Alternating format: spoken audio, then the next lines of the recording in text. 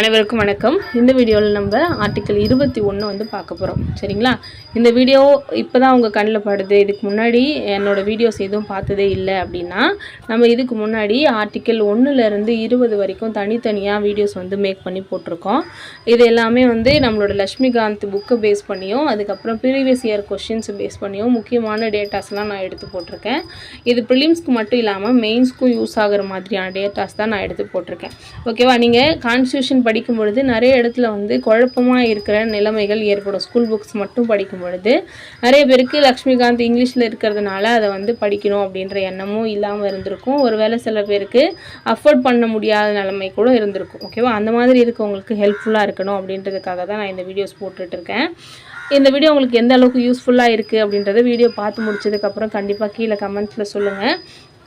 ஓகேவா? இது வந்து ப்ரிலிம்ஸ்க்கு மட்டும் இல்லை, மெயின்ஸ் பாயிண்ட் ஆஃப் வியூலையும் நீங்கள் கான்ஸ்டியூஷனை இன்னும் நல்லா டீப்பாக புரிஞ்சுக்கணும் அப்படின்றது தான் என்னோடய முக்கியமான நோக்கமாக இருக்குது. ஓகேவா? இப்போ கிளாஸ்க்குள்ளே போயிடலாம். ஆர்டிக்கல் 21 பற்றி நம்ம பார்க்க போகிறோம். அரசின் தன்னிச்சையான நடவடிக்கைகளுக்கு எதிராக வாழ்வுக்கும் தனிநபர் சுதந்திரத்திற்கும் உத்தரவாதம் அளிக்கிற ஒரு ஆர்டிக்கல் தான் ஆர்டிக்கல் 21.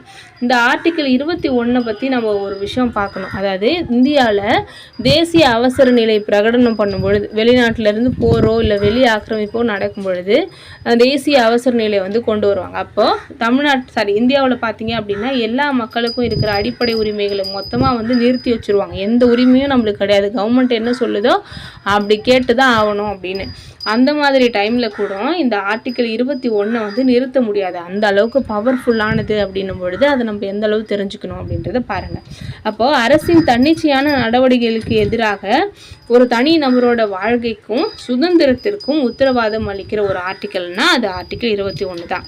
ஒரு கவர்மெண்ட்டுக்கு அகெயின்ஸ்டாக ஒரு ஆர்டிக்கல் இருக்குது அப்படின்னா அந்த ஆர்டிக்கல் இதுதான்.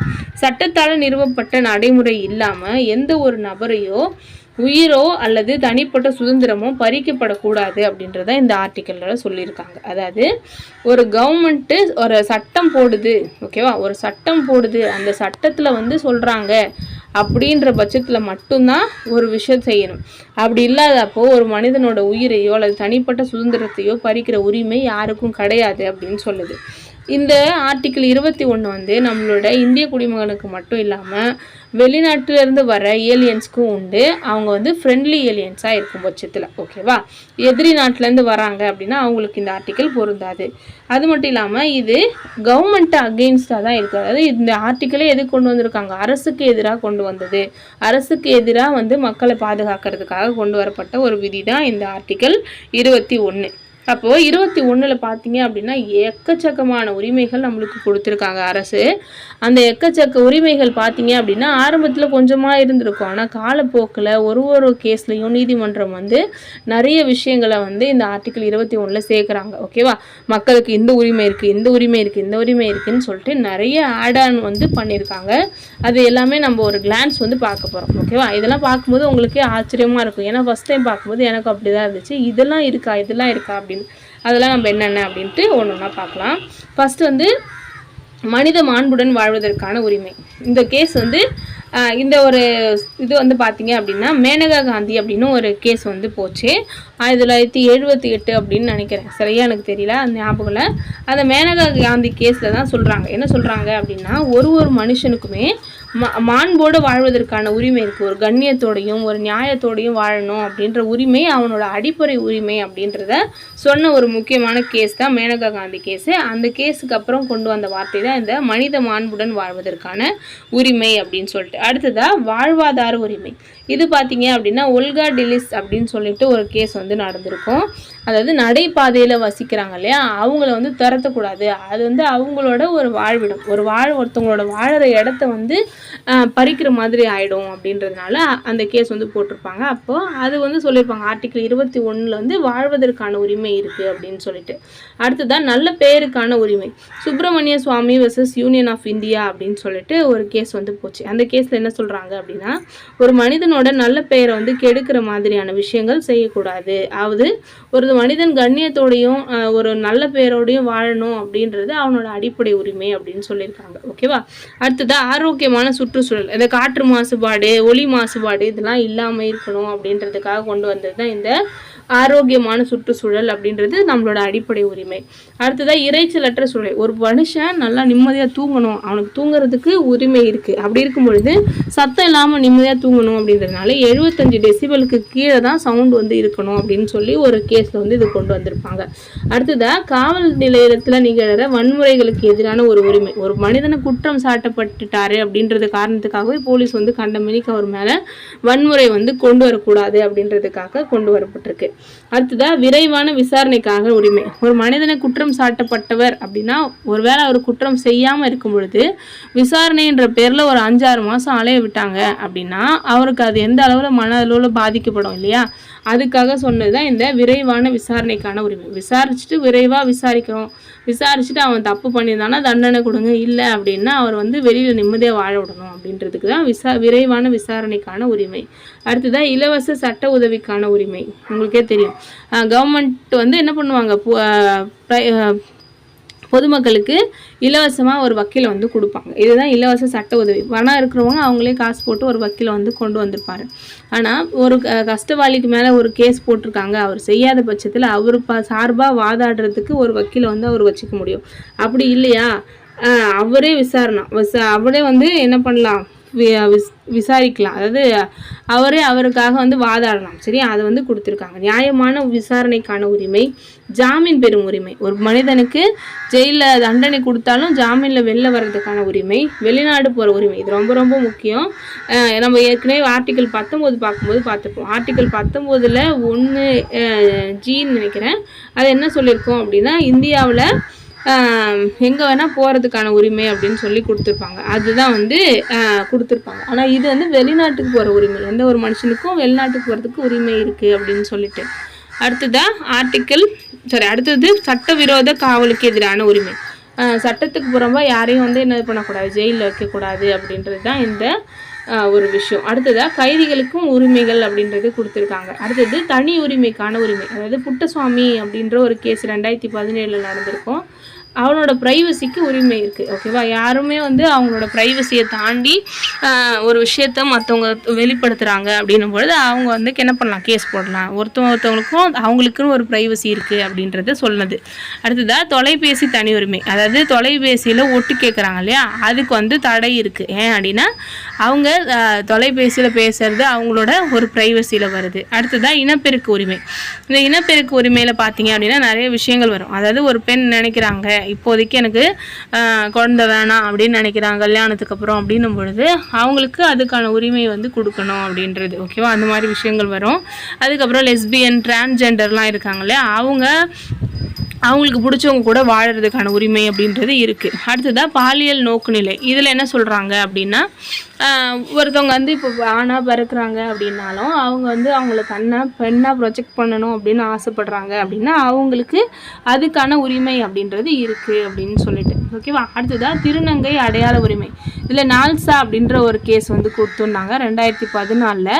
இதில் தான் வந்து திருநங்கைகளுக்கு வந்து பாதுகாப்பு கொடுக்கணும் அப்படின்றதுக்காக கொண்டு வரப்பட்ட ஒரு கேஸ். இந்த கேஸில் பார்த்தீங்க அப்படின்னா என்ன சொல்லியிருப்பாங்க அப்படின்னா ரேஷன் கார்டு, ஆதார் கார்டு, கவர்மெண்ட்டோட எல்லா ஐடிஸ்லேயும் பார்த்தீங்கன்னா 3வது பாலினம் அப்படின்னு ஒரு காலம் வந்து சேர்க்கணும். ஓகேவா? ஆண் பெண்ணு மட்டும் இல்லை, 3வது பாலினம்னு சேர்க்கணும் அப்படின்னு சொல்லியிருப்பாங்க.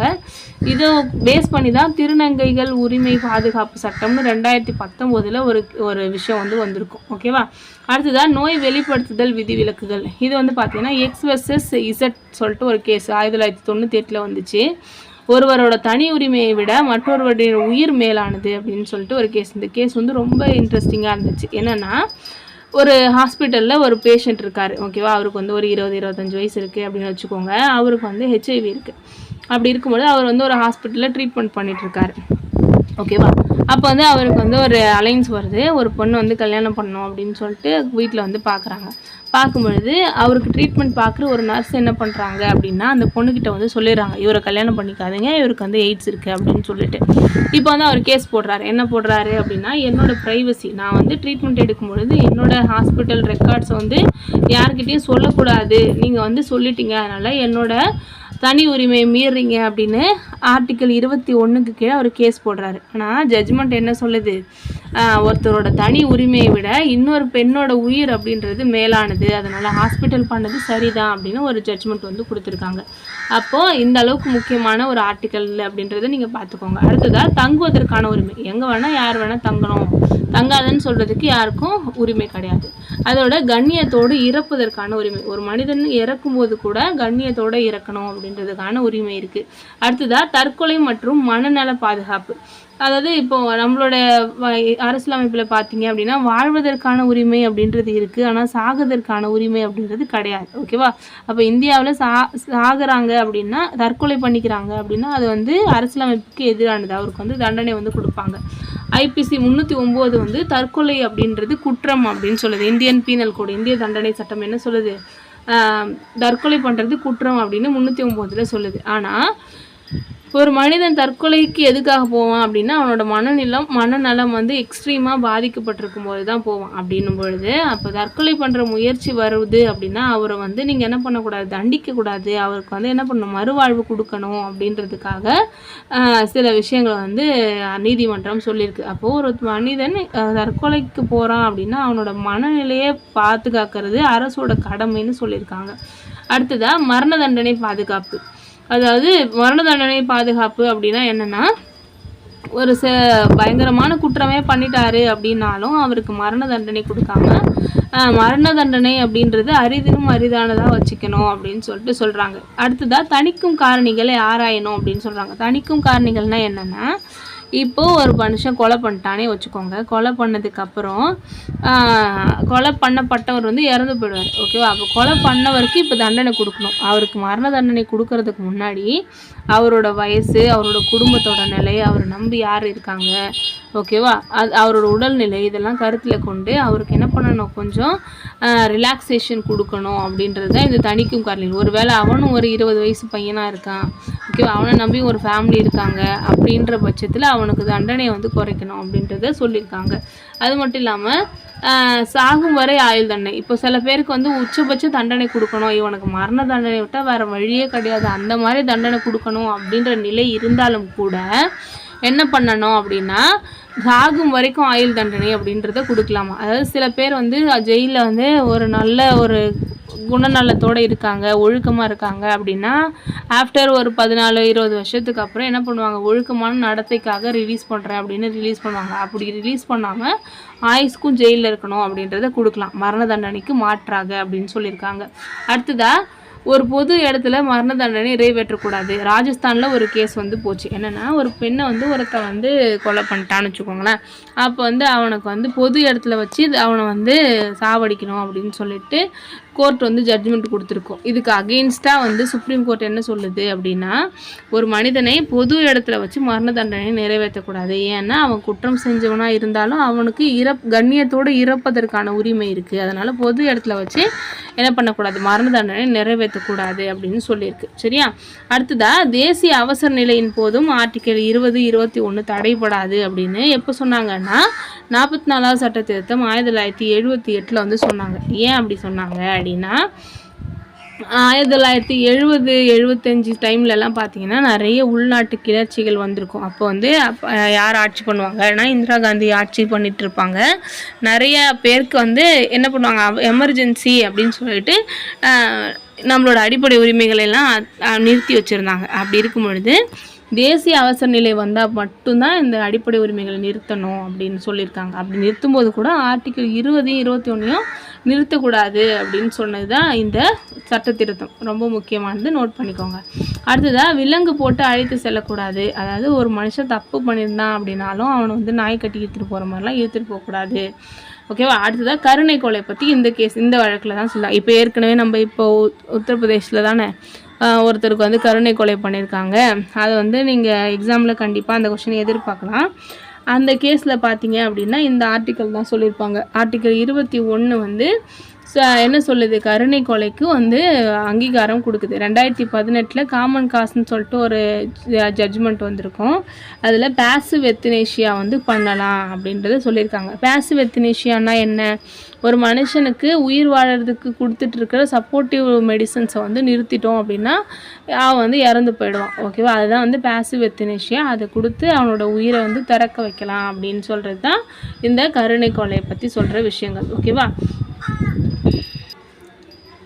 இன்னும் நிறைய இந்த ஆர்டிக்கலில் நிறைய நம்மளுக்கு தேவையான முக்கியமான உரிமைகள் எல்லாமே இருக்குது. இதில் நான் முக்கியமானதெல்லாம் நான் உங்களுக்கு சொல்லியிருக்கேன். சரியா, இந்த வீடியோ உங்களுக்கு எந்த அளவுக்கு யூஸ்ஃபுல்லாக இருக்கும் அப்படின்றத நீங்கள் கண்டிப்பாக எனக்கு கமெண்ட்ஸில் சொல்லுங்கள். அப்போ தான் எனக்கு புரியும்.